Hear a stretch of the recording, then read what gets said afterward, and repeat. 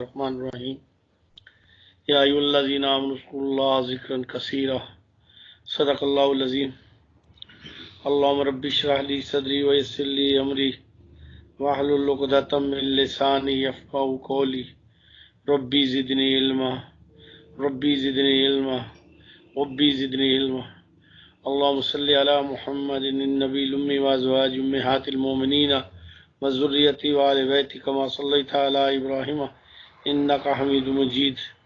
اللہم صلی علی محمد النبی الامی وعلی آلہ واصحابہ وبارک وسلم۔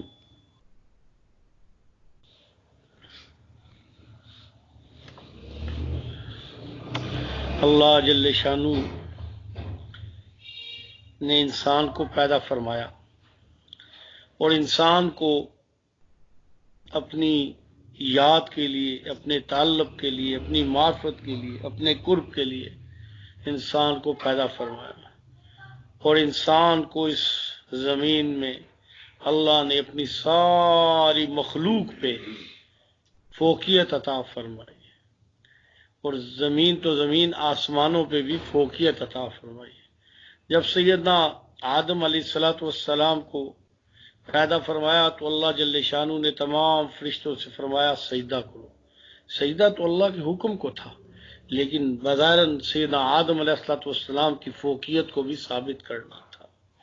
پھر اس کے بعد اللہ جل شانہ نے تمام جتنی روح ہیں تمام کو پیدا فرما دیا۔ قیامت تک کی جو روح ہے،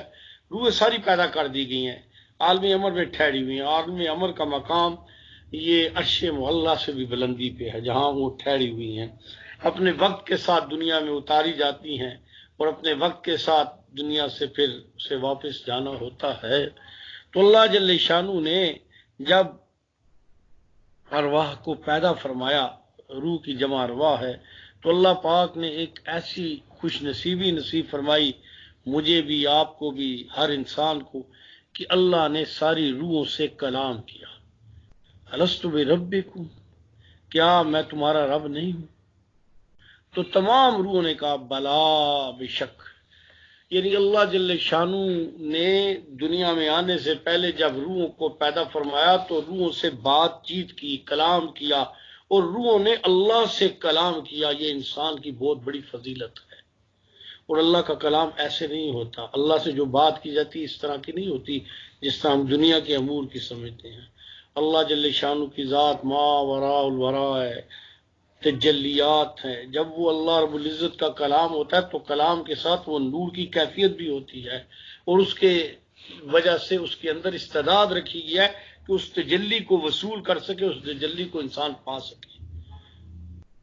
وجود کو سجدہ کروایا فرشتوں سے، اور روح سے خود ہم کلام ہوئے، اور روح نے اللہ سے کلام کیا۔ یہ انسان کی اتنی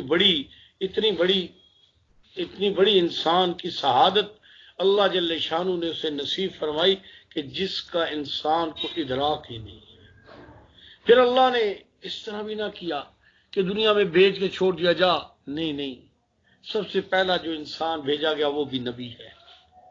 اور پھر نبیوں کی ایک تسلسل چلتا رہا، علاقوں کے اعتبار سے، قبیلوں کے اعتبار سے، ملکوں کے اعتبار سے، ترتیب کے اعتبار سے۔ پھر سب سے نبیوں میں آخر ہمارے آقا مولا صلی اللہ علیہ وآلہ وبارک وسلم، امام الانبیاء المرسلین، سید الاولین والآخرین، خاتم النبیین پہ نبوت کو آ کے مکمل کر دیا۔ اب آپ کے بعد کوئی نبی نہیں آئے گا، تو اس میں بڑی عجیب سی شان ہے میرے نبی صلی اللہ علیہ وسلم کی۔ نبی صلی اللہ علیہ وسلم سے پہلے جو نبی ہوتے تھے وہ علاقائی ہوتے تھے یا وقتوں کے اعتبار سے ہوتے تھے۔ سیدنا ابراہیم خلیل اللہ بہت بڑے نبی ہیں، رسول ہیں، العزم رسول ہیں، لیکن ان کی زندگی میں ان کے بھتیجے تھے حضرت لوط علیہ السلام، وہ اس طرف نبی تھے، یہ اس طرف نبی تھے، ادھر وہ شریعت تھی، ادھر یہ شریعت تھی۔ اسی طرح ہی کچھ اور علاقوں میں بھی مختلف جگہوں پہ مختلف نبیوں کی شریعت تھی، ادھر اور ضابطے تھے، ادھر اور ضابطے تھے۔ اللہ کے علم میں تھا کہ پہلا زمانہ بڑا مشکل ہے، بعد میں ایک زمانہ آئے گا کہ ساری دنیا ایک محلے کی طرح بن جائے گی، ادھر سے ادھر کا سفر، ادھر سے ادھر کا سفر، اور ساری دنیا ایک گلوب ایک آسان بن گئی۔ اس سے پہلے ہی نہیں، اللہ نے ایک ہی نبی کر دیا جو مشرق سے مغرب، شمال سے جنوب زمین سے آسمان، صحرا، سمندر، پہاڑ، سب میں جس کی ایک نبوت، ایک ہی نماز، ایک ہی کلمہ، ایک ہی قرآن، ایک ہی طریقہ، ایک ہی سنت ہے۔ تو اللہ جل شانہ نے یہ انتظام پہلے ہی فرما لیا، وگرنہ ہمیں یہاں سے امریکہ جانا ہوتا تو وہاں اگر دوسری نبوت کا ہوتا تو مسلمان کے لیے مشکل بن جاتی، وہ بھی تو اللہ کا نبی ہوتا، اس کی بھی ترتیب ہوتی۔ تو اللہ نے یہ انسانوں کے سفر کی ترتیب بنی تھی، اس سے پہلے اللہ نے انتظام کر دیا ہے۔ ایک بات آپ محسوس کریں گے کہ آپ اپنے گھر میں بھی آئیں تو بیل دینی پڑتی ہے، پوچھتا ہے کوئی، دروازہ کھولتا ہے، کسی کے گھر بھی جائیں کتنا دوست پیارا کیوں نہ، اپنا بیٹا ہی کیوں نہ ہو، لیکن آپ جب اللہ کے گھر میں جاتے ہو تو سارے ضابطوں سے آزاد ہوتے ہیں۔ یہ ساری زمین میں اللہ جل شانہ نے اس نبوت کی برکت سے اتنی آسانیاں، اتنی سہولتیں، اتنی ترتیب اللہ پاک نے بنا دی ہے۔ تو میرے بھائی یاد دیکھ لو، میرے بھائی اللہ جل شانہ نے حکم دیا، یا ایھا الذین آمنوا اذکروا اللہ ذکرا کثیرا، اے ایمان والو اللہ کو یاد کرو کثرت کے ساتھ، اللہ کو یاد کرو کثرت کے ساتھ۔ تو اللہ رب العزت کو کثرت سے یاد کرنا کس اعتبار سے ہے؟ یعنی اللہ کو یاد کرنا کثرت سے، کہ ایسا یاد کرنا کہ کثرت نصیب ہو جائے۔ اب کثرت میں جب آتے ہیں،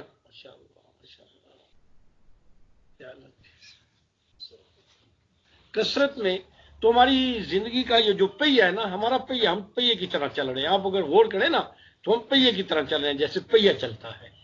صبح، دوپہر، شام، رات، صبح، ایک سرکل ہے، چل رہا ہے۔ تو ہمارا یہ جو پہیہ ہے نا، یہ 24 گھنٹے کا ایک پہیہ ہے، چل رہا ہے، ترتیب چل رہی ہے۔ اب آپ دیکھیں نیچے پہیہ چل رہا ہوتا ہے، جو اوپر سفر کر رہا ہوتا ہے وہ بیٹھا ہوتا ہے، لیٹا ہوتا ہے، اسے نہیں پتا، لیکن نیچے پہیہ چل رہا ہوتا ہے۔ ہماری زندگی کے شب و روز یہ چل رہے ہیں، یہ پہیے چل رہے ہیں، اور ہم اس کے اوپر آرام سے تسلی سے بیٹھے ہیں، فکر مند ہے، لیکن ہمارا ایک ایک سیکنڈ ہمیں ہماری زندگی کو ہماری آگے خاتمے کی طرف لے کے جا رہا ہے، ہمیں قبر کی طرف لے کے جا رہا ہے، ہمارے میدان محشر کی طرف لے کے جا رہا ہے۔ تو اللہ جل شانہ نے اس وقت کو قیمتی بنانے کے لیے حکم دیا کہ مجھے یاد کرو کثرت کے ساتھ۔ اب 24 گھنٹے میں کثرت کا قانون تو یہ ہے کہ 12 گھنٹے سے زیادہ آدمی اللہ کو یاد کرے۔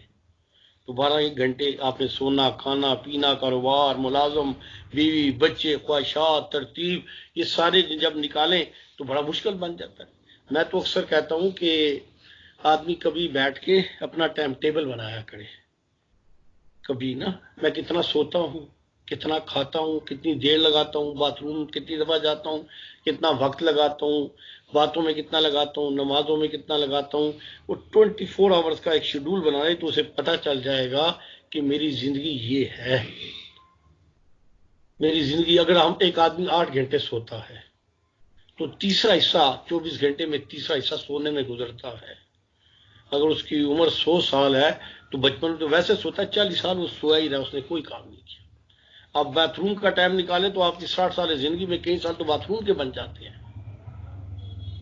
ہم تو سوچا ہی کبھی نہیں۔ تو میرے بھائی اس کی زندگی میں اللہ کا ذکر کثرت سے آ جائے، اور اللہ کا ذکر کثرت سے تب آئے گا کہ جب اس کا اللہ سے ایسا تعلق، مضبوط تعلق، دائمی حضوری سے نصیب ہو جائے کہ اللہ سے منقطع نہ ہو کسی وقت،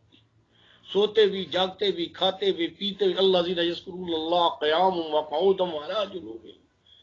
یعنی اسے یہ کیفیت نصیب، اللہ نمونہ بیان کر رہے ہیں، ایسا نمونہ ہو، اس کا دل، اس کا دماغ، اس کی روح، یہ ساری چیزوں سے نصیب ہو جائے۔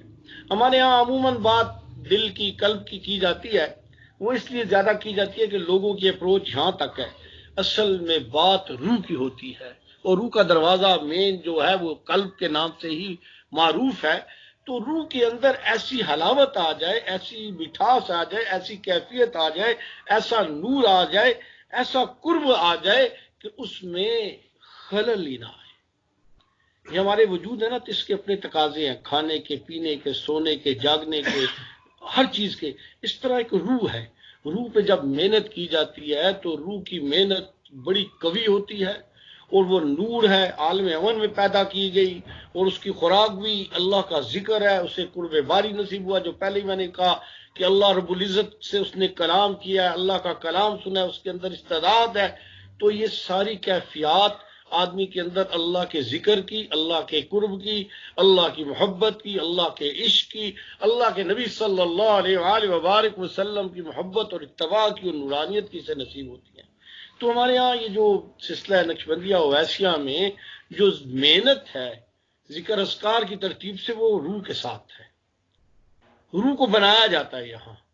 آپ دیکھتے ہیں طوطا ہے نا، تو آپ اس طوطے کو سکھانا چاہتے ہیں تو پنجرے میں ڈال کے اوپر کپڑا ڈال کے اندھیرے میں اسے سکھاتے ہیں، تھوڑے وقت میں وہ طوطا باتیں کرنا شروع کر دیتا ہے۔ آپ نے ہنڈیا پکائے تو بڑا وقت لگتا ہے، آپ پریشر کوکر میں ڈالا، اسے پیک کیا تو وہ 15 منٹوں میں پک جاتا ہے۔ یہاں بھی اس طرح کے مجاہدے آنکھیں بند کر کے، تنہائی کر کے، دل کی طرف توجہ کر کے، دھیان کو ہٹا کے، اپنے اللہ سے قرب لگا کے یہ ساری چیزیں بنائی جاتی ہیں۔ پھر میرے بھائی الحمدللہ جب یہ صفت، یہ کیفیت، یہ درجہ یہ نصیب ہو جاتا ہے تو پھر آدمی لوگوں میں ہو کہ تنہائی میں ہو، انفرادی ہو کہ اجتماعی ہو، اس کی حالت ایک ہی ہوتی ہے۔ الحمدللہ اس کے اندر بھی نور ہوتا ہے، اس کے باہر بھی نور ہوتا ہے، اور اس نورانیت کی کیفیت اس کی زندگی میں آ جاتی ہے۔ تو یہ ذکر اذکار جو ہے یہ اس اعتبار سے یہاں محنت کرائی جاتی ہے کہ یہ کیفیت اس کی روح میں اتر جائے، اور جب اس کی روح یہاں سے نکلے تو وجود کا سامان بھی بٹ گیا، بیوی بھی بیوہ ہو گئی، شادی کر لی، مال بھی ختم ہو گیا، تقسیم ہو گیا، لیکن روح کی کوئی چیز تقسیم نہیں ہوتی۔ روح تقسیم کرنے والی بھی رہتی ہے اور وصول کرنے والی بھی رہتی ہے، اور ہر درجہ بہتری اور قربت کی طرف رہتی ہے، اور اس میں کمی نہیں آتی۔ جو چیز ختم ہونے والی ہے اس پہ ہماری ساری محنتیں لگی ہیں، اور جو چیز ختم نہیں ہونے والی بلکہ ایسی ہے اس کے اندر اضافہ ہوتا ہے، وہ روح ہے، اس پہ ہماری محنتیں نہیں ہیں۔ تو الحمدللہ سلاسل میں روحوں پہ محنت کی جاتی ہے، اور جب روح کی محنت اللہ کرے رنگ لائے تو پھر آج ہمیں اللہ کے نام کی وہ مٹھاس، وہ کیفیت، وہ مزہ، وہ لذت کیوں نہیں ہے؟ ہم بیمار ہیں، جیسے آدمی بنیادی طور پہ جسمانی طور پہ بیمار ہوتا ہے تو کھانا کھاتا ہے تو کہتا ہے میٹھا نہیں ہے، نمکین کا نہیں پتہ چلتا۔ جب روح بیمار ہوتی ہے تو کیفیات، وہ قربت، وہ لذت، وہ قرآن حدیث، وہ درود شریف اور ذکر اذکار تلاوت، ہر چیز کی اس کیفیات اسے محسوس نہیں ہوتی کہ وہ بیمار ہوتی ہے۔ تو یہ اللہ یہ محنت، یہ توجہ، یہ روح کی بیماری کو بھی دور کرتی ہے، روح کو قوی بناتی ہے، اور جب وہ قوی بنتی ہے تو اس کے اندر یہ استعداد ہوتی ہے، وہ ذکر کرنے والی، قرب پانے والی اور اللہ کی طرف بھاگنے والی بن جاتی ہے۔ اور یاد رکھیں کہ جتنا آدمی کے اندر باطن کی کیفیت کبھی ہوتی ہے، زیادہ ہوتی ہے، اللہ کے ہاں اس کا اجر بھی زیادہ ہوتا ہے۔ حضرت عبداللہ بن عباس رضی اللہ تعالیٰ سے روایت ہے، فرمایا کہ جب انسان کوئی عمل کرتا ہے تو اللہ اسے 10 سے لے کے 700 گنا تک یا اس سے زیادہ اجر عطا فرماتے ہیں۔ یہ جو اجر ہے نا، یہ بندے کے اللہ کے تعلق کی نسبت سے ہے، جتنا اس کا اللہ سے تعلق ہوگا اتنے اس کے اجر زیادہ ہوگا۔ آپ بیت اللہ میں جا کے نماز پڑھیں تو آپ کی نماز 1 لاکھ کے برابر ہوگی، بیت المقدس میں پڑھیں تو 1,50,000 کے برابر ہوگی، مسجد نبوی علیہ الصلوۃ والسلام میں پڑھیں 50 کو، لیکن مسجد نبوی کی ایک اور حیثیت ہے کہ جو لوگ عام بحث اس پہ نہیں کرتے اور جانتے ہوئے، رسول اللہ صلی اللہ علیہ وآلہ وبارک وسلم مسجد نبی علیہ الصلوۃ والسلام میں بنفس نفیس ہیں، اور میرے نبی کی قربت کی جو کیفیت ہے وہ دنیا میں کسی جگہ نہیں، اس کی جو حیثیت ہے وہ دنیا میں کسی جگہ نہیں۔ لیکن میرے بھائی یہ تب ہوتا ہے کہ جب اللہ کا اسے تعلق نصیب ہوتا ہو۔ اسی طرح رمضان آتا ہے، فرض 70 گنا بڑھ جاتے ہیں، نفل فرض کے برابر ہو جاتے ہیں، لیلۃ القدر میں 1 رات 1000 مہینے کے برابر چلی جاتی ہے۔ جب یہ وقت، علاقہ، جگہ اور کوئی اعمال قیمتی بنتا ہے، جیسے انسان اللہ کا مقرب بنے تو ہر چیز اس کی قیمتی بن جاتی ہے۔ رمضان میں وہی بندہ ہوتا ہے، رمضان میں اس کے اعمال بڑھ جاتے ہیں، لیلۃ القدر میں اس کے اعمال بڑھ جاتے ہیں۔ جو 8 ذی الحج سے 13 ذی الحج تک ہے، حضرت عبداللہ بن عباس رضی اللہ تعالیٰ سے روایت ہے 700 نیکی ہر قدم پہ، اور وہاں 1 لاکھ سے ضرب دیں تو 7 کروڑ بنتی ہیں۔ اسی طرح جب بندے کو اللہ کا قرب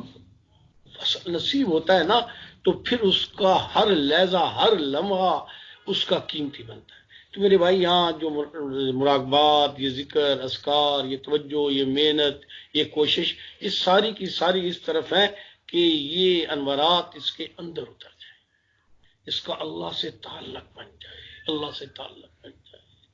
اس نے حلیہ بنایا، اس سے حقیقت نصیب ہو جائے، اس نے ظاہر بنایا تو اس کا باطن بھی بن جائے۔ حدیث پہ ایک دعا آتی ہے، نبی صلی اللہ علیہ وآلہ وبارک وسلم نے فرمایا، اے اللہ میرا باطن میرے ظاہر سے زیادہ روشن کر دے۔ ارے نبوت کے باطن کا تو مقابلہ بھی کوئی نہیں کر سکتا، سوچ بھی کوئی نہیں سکتا، لیکن یہ مجھے اور آپ کو سکھانے کے لیے تھا کہ اگر ظاہر بنایا تو اپنے باطن کی فکر کرو، صورت بنائی تو اپنی سیرت کی فکر کرو، حلیہ بنایا تو اپنی حقیقت کی فکر کرو، اور اللہ سے یہ دعا کرو کہ اللہ مجھے اندر باہر سے ایک جیسا کر دے۔ تو یہ ذکر اذکار میرے بھائی ایک محنت ہے، کوشش ہے،